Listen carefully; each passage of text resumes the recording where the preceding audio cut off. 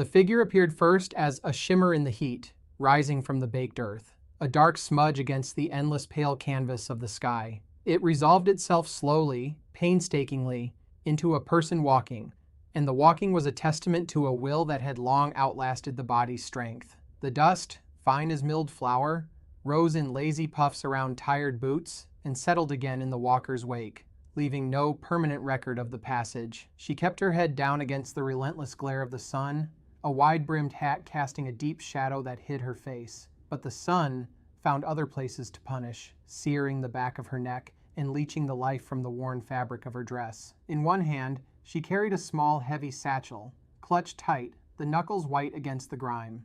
Her other arm hung loose, but the sleeve of her dress was buttoned firmly at the cuff, a strange formality in the oppressive heat, a small act of containment in a world that had become vast and empty and hostile. She did not look up, did not scan the horizon for shelter or water, because looking up required hope, and hope was a currency she could no longer afford to spend. She simply put one foot in front of the other. The land offered no comfort. It was a place of sparse, hardy things that knew how to survive on nothing, on less than nothing. Creosote bush and twisted juniper, rattlesnake and hawk. It was a land that stripped a person down to the bone, to the hard, unyielding core of what they were, and she was beginning to feel that stripping, the erosion of everything that was not essential for the next step, and the one after that. Silas saw her from the fence line he was mending. He had been at it since sunup, methodically replacing a rotten post, stretching the wire taut with a creaking winch, his movements economical and sure, born of 1,000 mornings just like this one. His hands, calloused and scarred from a lifetime of such work, moved with a familiarity that needed no thought. They knew the heft of the hammer, the bite of the staples, the stubborn resistance of the wire. He was a man made of the same sparse, hardy material as the land he worked. His face a roadmap of sun and wind, his eyes the color of a faded sky, accustomed to squinting at long distances. He had seen the shimmer first, just as she had been a shimmer, and he had watched it coalesce into a person with the same dispassionate interest he might watch a dust devil spin itself into being. People were rare out here. Travelers took the main road, 5 miles to the south. This path, little more than a cattle track, led only to his ranch and then dissolved into the unforgiving hills beyond. It led nowhere.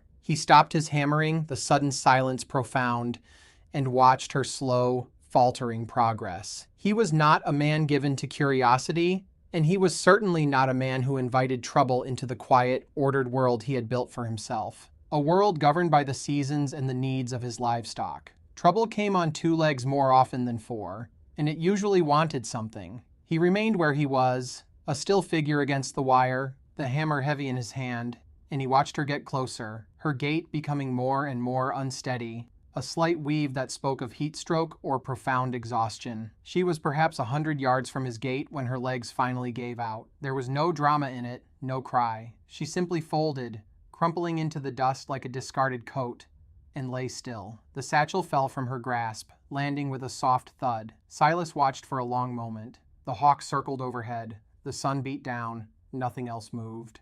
He sighed, a quiet exhalation of air, and laid the hammer carefully on the new post. He turned and walked back toward his well. Afternoon. The sun had begun its slow descent, painting the western sky in bruised shades of orange and purple. When she woke, she was not in the dust. She was on a bed of hay in the corner of a barn, the air thick with the sweet, dry smell of it, mingled with the scent of leather and horse and earth. A tin cup of water sat on a crate beside her, and her small, heavy satchel was there too, placed carefully next to the cup. She sat up slowly, her body a single comprehensive ache, and her first instinctual motion was to check the cuffs of her dress. They were still buttoned. She drank the water in slow, measured sips, feeling it trace a cool path down into her hollow core. She could see the man through the wide-open barn doors, his back to her, standing at a trough, pumping water for 2 horses. He was broad-shouldered but lean, moving with the same deliberate, unhurried grace she had seen from a distance. A man who wasted no energy, no motion. He did not seem to be aware she was awake,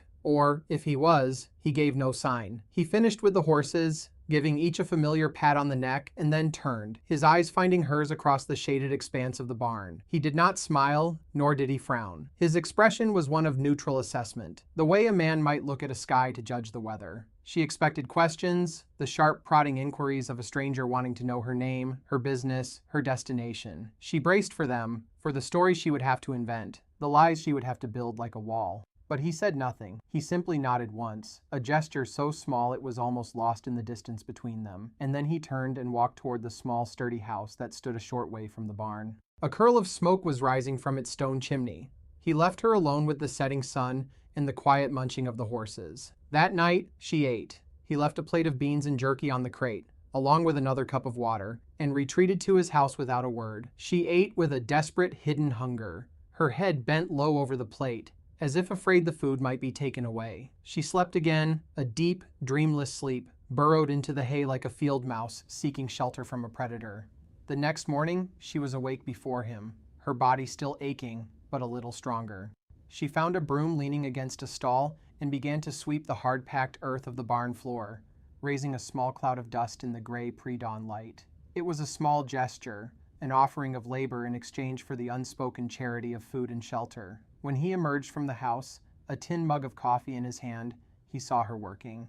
He stopped and watched for a moment, his gaze taking in the neat piles of dust, the determined set of her shoulders. Still, he did not speak. He just nodded again, that same small, economical gesture, and went about his morning chores, mending a harness, checking the hooves of the bay mare. They worked in a shared silence for days, establishing a rhythm that was unspoken but understood. She would rise early, sweep the barn, refill the water troughs from the well, her movements slow and careful at first, then gaining strength and confidence. He would perform the larger tasks of the ranch, his presence a constant, steady hum of activity in the background. He never asked her name. She never offered it. She was simply the woman in his barn. He was the man who had not turned her away. In the evenings, he would leave a plate of food, and in the mornings, it would be gone. She learned the landscape of his face, the way the lines around his eyes deepened when he looked toward the horizon, the set of his jaw when he was lifting something heavy. She learned the sounds of his world, the squeak of the well pump,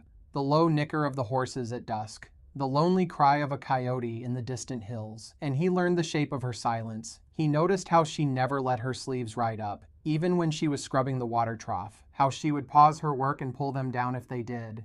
He noticed how she flinched at sudden noises, how she always positioned herself with her back to a wall, as if expecting an attack. He saw the deep, abiding weariness in her that sleep could not touch, a weariness of the soul. He saw these things and he filed them away, asking no questions, because he knew that some stories were not meant to be spoken, only survived. Days later, the dust on the track announced a visitor, long before he arrived. Silas was splitting wood, the rhythmic thud of the axe a familiar heartbeat against the day's quiet. He stopped, axe buried in the chopping block, and watched the approaching rider. This was a different sort of man. He rode a fine horse, not a working animal, and he sat in an expensive saddle. He wore a dark coat despite the heat, a sign of a man unconcerned with practicalities, a man who traveled from one shaded place to another. He rode directly to the house, dismounting with a proprietary air, and tethered his horse to the rail. Silas did not move from the woodpile. He waited. The man adjusted his cuffs, dusted off his coat, and walked toward him, his boots crunching on the dry ground. He was smiling, a thin, polished smile that did not reach his cold, assessing eyes. "Good morning to you," the man said, his voice smooth and educated. "Quite the spread you have here. A lot of work for one man." Silas pulled the axe from the block and leaned it against the woodpile. He did not return the smile. "It keeps me busy." The man's gaze swept over the yard, the barn, the house, lingering for a moment on the open barn doors. "Name's Fletcher. I'm an agent for the Territorial Land Office, among other things. Just passing through, making inquiries. You see many people out this way?" Silas picked up a piece of unsplit pine, weighed it in his hand.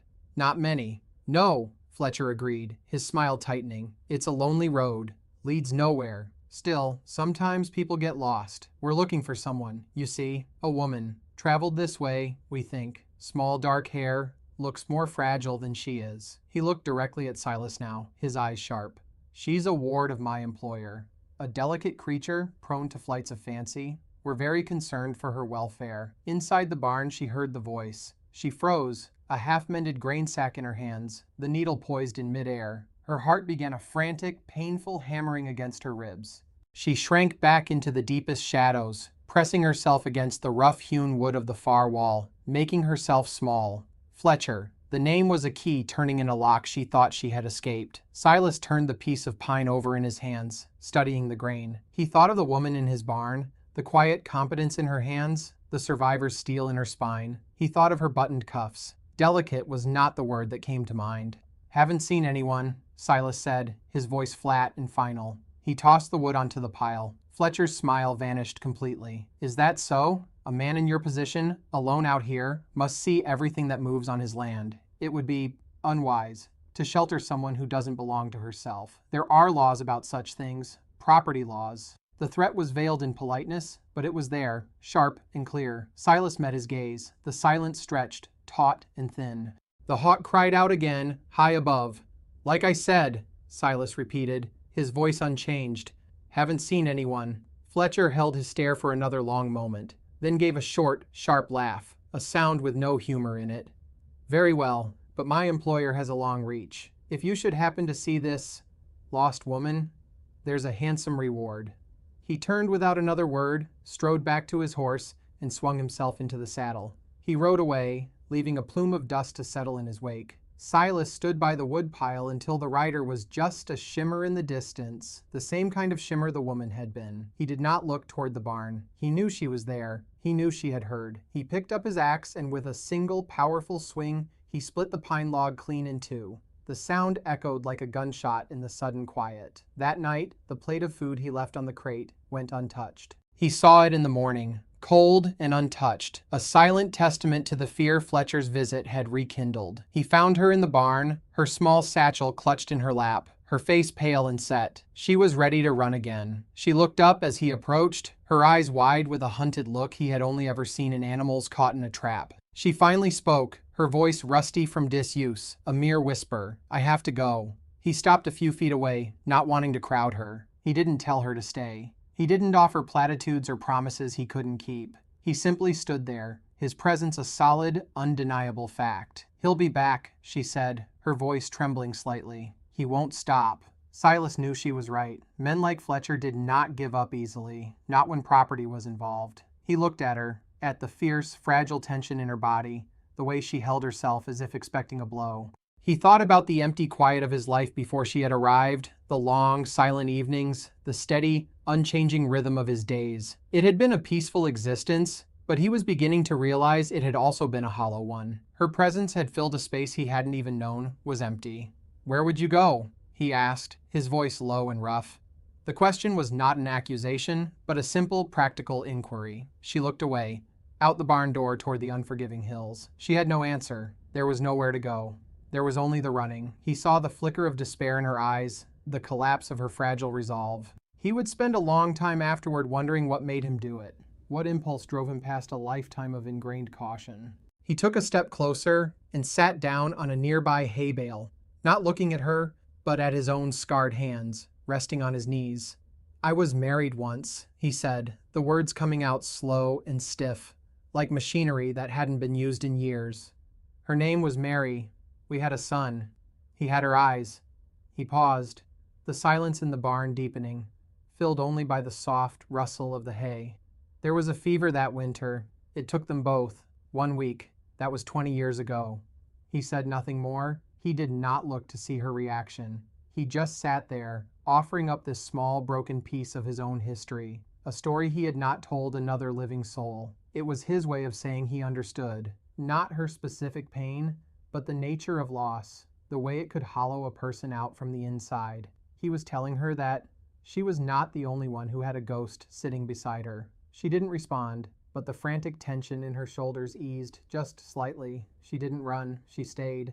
And in the morning, the plate of food was empty. Weeks later, a fragile trust had begun to form in the space between them, woven from shared silence and routine labor. She had told him her name was Alara, just Alara. He had nodded, accepting it as he accepted the sunrise, without question. She moved from the barn into the small spare room in his house, a room that had been empty for 2 decades, filled only with dust and memory. She cleaned it meticulously, aired out the old linens, and made it her own. Her presence softened the hard edges of his solitary life. There was the smell of baking bread some afternoons, A small patch of herbs she had planted by the back door. A mended tear in a shirt he hadn't even noticed was ripped. He, in turn, began to teach her the ways of the ranch. He showed her how to read the clouds for rain, how to tell good grazing land from bad, how to soothe a spooked horse with a low voice and a steady hand. He found she was a quick study, her hands clever and her mind sharp. She learned to mend a fence almost as well as he could. Her small frame surprisingly strong, her movements efficient.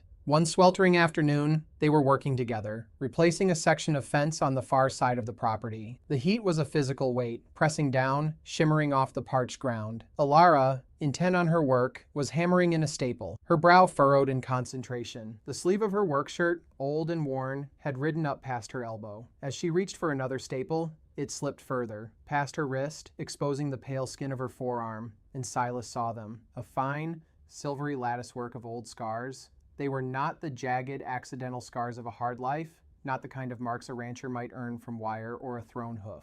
These were different. They were thin, straight, and deliberate, overlapping in a faint, pale map of a pain so profound he could scarcely imagine it. They were old wounds, long healed, but their story was written on her skin as clearly as if it had happened yesterday. He stopped what he was doing, the hammer in his hand, suddenly feeling impossibly heavy. He didn't mean to stare, but he couldn't look away. It was all there, in those silent marks. The reason she ran, the reason she flinched at loud noises, the reason she buttoned her cuffs in the blistering heat. It was the story of a cage, a despair so deep that this had seemed like the only way out. Alara froze. She felt his gaze, felt the sudden shift in the air between them. Her face went blank, a mask of old shame and fear falling over her features. Slowly, deliberately, she pulled her sleeve down, covering the marks, hiding the story away again. She would not meet his eyes. She expected revulsion or pity, or worse, the cold curiosity of a man looking at something broken.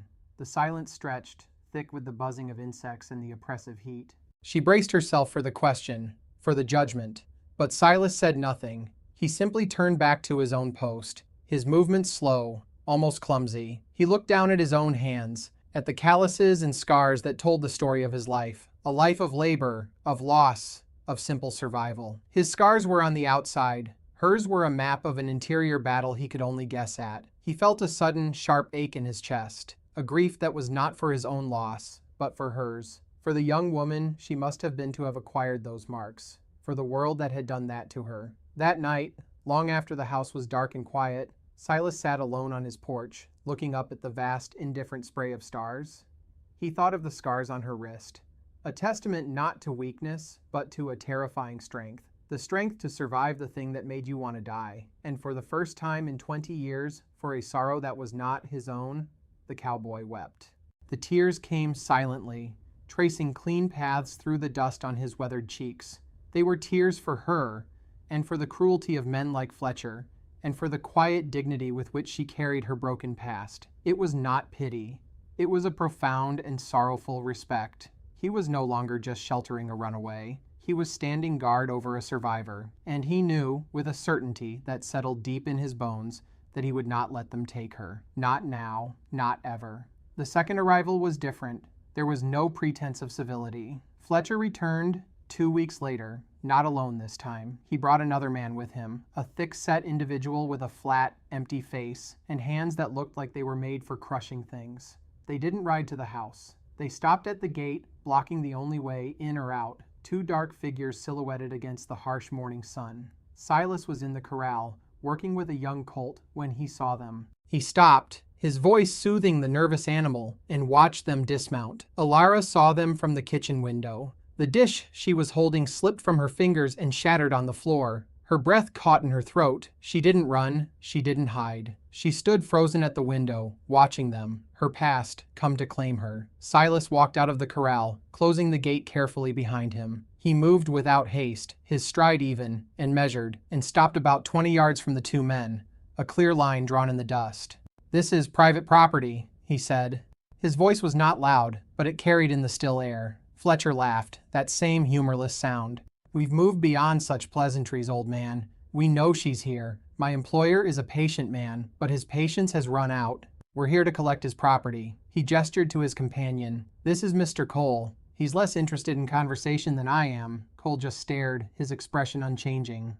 He was a tool, and he was waiting to be used. "She's not property," Silas said. It was a simple statement of fact. Fletcher's eyes narrowed. She is what her husband says she is, and he says she belongs to him. Now, you can step aside, and we can conclude this business with a minimum of fuss. Or you can interfere. I assure you, you will regret interfering. He took a step forward, and Cole moved with him. They were coming onto his land. Silas didn't move. He did not reach for a weapon. He didn't raise his voice. He simply stood there, his feet planted in the dirt he had worked his entire life, his body a barrier. He was like an old, weathered post, sunk deep into the earth, something that you could break, perhaps, but not something you could move. He had lost everything he loved on this land. He would not lose this. Not this. The screen door of the house creaked open. Alara stepped out onto the porch. She was holding a heavy iron skillet, not like a weapon, but like an anchor. Its weight in her hand, a solid, comforting thing. Her face was pale, but her eyes were clear. The hunted look was gone, replaced by a cold, hard resolve. She looked past Silas, directly at Fletcher. "I am not going back," she said. Her voice did not tremble. Fletcher's smile was a predatory slash across his face. "You don't have a choice, my dear. You never did." He started walking toward the house, Cole a step behind him. "Get her," he said. Silas moved then. He didn't charge. He simply stepped into their path, his body blocking the way to the porch. "I said no." Cole didn't hesitate. He swung a heavy fist at Silas's head. Silas turned with the blow, absorbing some of its force, but it still sent him stumbling back a step. A thin line of blood trickled from his lip. He tasted salt and dust. Cole moved to follow up, to end it quickly, but something stopped him. A sound. Alara was off the porch. She moved with a speed and grace that was startling, circling around them. In her other hand, she now held a long, sharpened branding iron she had grabbed from the forge near the barn. She didn't brandish it. She held it low, the point aimed forward, her body coiled like a spring. She was not the fragile, delicate creature Fletcher had described. She was a cornered animal, and she was done being cornered. "You will not touch him," she said, her voice low and dangerous. Fletcher stared at her, a flicker of genuine surprise in his eyes. He had seen her as a victim, a broken thing to be retrieved. He had never imagined this. He had underestimated her. It was a fatal mistake in his line of work. He had miscalculated the asset. "Put that down, you foolish girl," he snarled, his composure finally cracking. "You don't know what you're doing." "I know exactly what I'm doing," she replied, her gaze unwavering. "I'm choosing." The word hung in the air. Cole looked from her to Fletcher, a flicker of uncertainty on his flat face. This was supposed to be simple. An old man and a scared woman. This was not simple. This was complicated. Silas had recovered his balance. He stood beside her now, wiping the blood from his lip with the back of his hand. He and Alara stood together, a battered, unlikely pair. An old rancher with nothing left to lose and a scarred woman with nothing left to run from. They were not powerful. They were not intimidating, but they were immovable. They were a fact. Fletcher looked at them, at the branding iron, at the quiet, unyielding resolve in both their faces. He was a transactional man. He weighed the cost against the reward. His employer would be angry, but his employer was far away. The danger was here now, in the form of a sharp piece of steel and two people who had drawn a line in the dust and dared him to cross it. He saw that they would not break. They might die, but they would not yield. And it was not worth dying for. Not for the money he was being paid. He took a slow step back. "This isn't over," he spat, the words sounding hollow even to his own ears. He turned and walked back to his horse, his movements stiff with fury and humiliation. Cole, after a moment's hesitation, followed him. They mounted their horses and rode away, not looking back. They kicked up dust, a frantic, angry cloud that hung in the air long after they were gone. Silas and Alara stood there, side by side, until the sound of the hooves had faded completely, until there was nothing but the wind and the vast, empty silence of the land. The branding iron grew heavy in her hand. She let it fall, the clang of iron on hard-packed earth the only sound. She looked at Silas, at the cut on his lip. He looked at her, at the fierce, protective light still burning in her eyes. Neither of them spoke. There was nothing to say. They had faced the past together, and they had won. That evening, the silence in the small house was different. It was not the silence of solitude or unspoken grief. It was a silence of peace, deep and resonant. Alara cleaned the cut on Silas's lip with a gentle hand, her touch hesitant at first, then firm and sure. He sat still, watching her face, the way her brow was furrowed in concentration. Her sleeves were rolled up. She had not bothered to pull them down. The scars on her wrists were just a part of her now, visible in the warm lamplight, no longer a source of shame to be hidden away. They were a testament. They were a history. When she was finished, she looked him in the eye. "Thank you," she whispered. He just nodded, the small, familiar gesture now imbued with a world of meaning. He had not saved her. He had simply stood with her while she saved herself. He had given her a place to stand her ground, and she had found the strength to do it. It was all she had ever needed. They ate their dinner in that comfortable quiet, the rhythms of their shared life already reasserting themselves, but on new terms. The threat was gone, but its passing had forged something new between them, something stronger than the fragile trust that had been there before.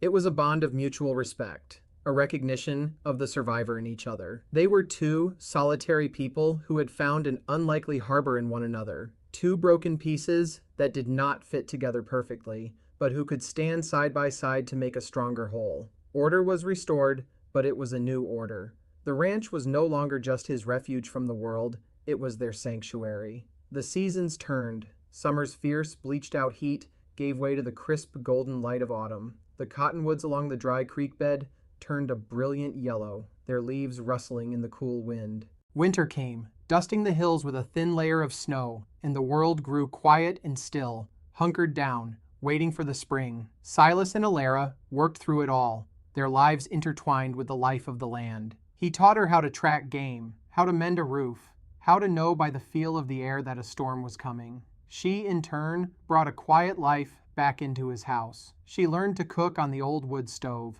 filling the rooms with smells he hadn't experienced in 20 years. She had a knack for growing things, and a small, stubborn garden flourished under her care, even in the poor soil. She read to him sometimes in the long winter evenings, from one of the few books he owned, her voice soft and steady in the flickering lamplight. One afternoon in early spring, as the first green shoots were pushing their way through the thawing earth, they were walking the fence line together, checking for damage from the winter snows.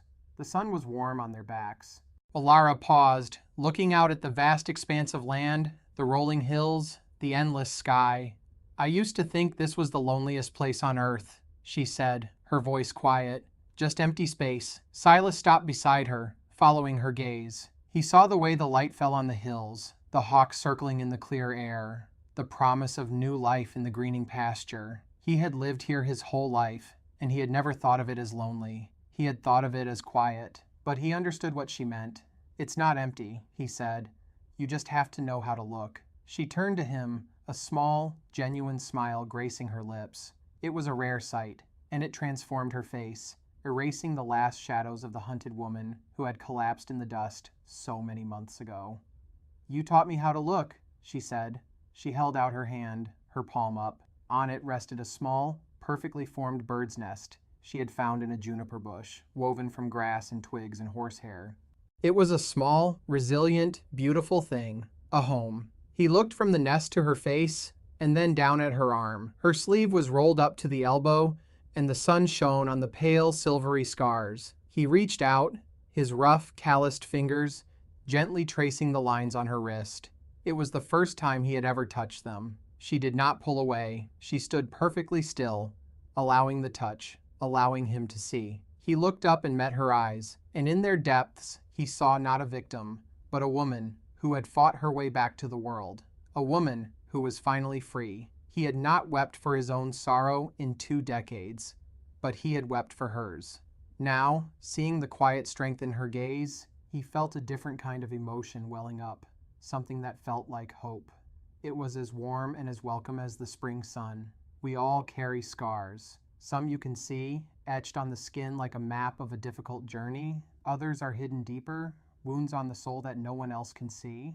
But they are there. They are the proof that we have been hurt, and the proof that we have healed. They are the testament to our survival. What does it mean then when someone truly sees our scars and does not turn away? What does it mean when they look at the map of our pain and see not weakness, but a profound and terrible strength? The world can be a hard and lonely place, but sometimes, if we are very lucky, we find someone who knows how to look. Someone who can stand with us in the quiet spaces and help us feel that we are not empty, but full. full of a strength we didn't even know we had. If you've ever been that person for someone, or if you've ever had someone be that for you, we hope you'll share this story with them. Thank you for listening.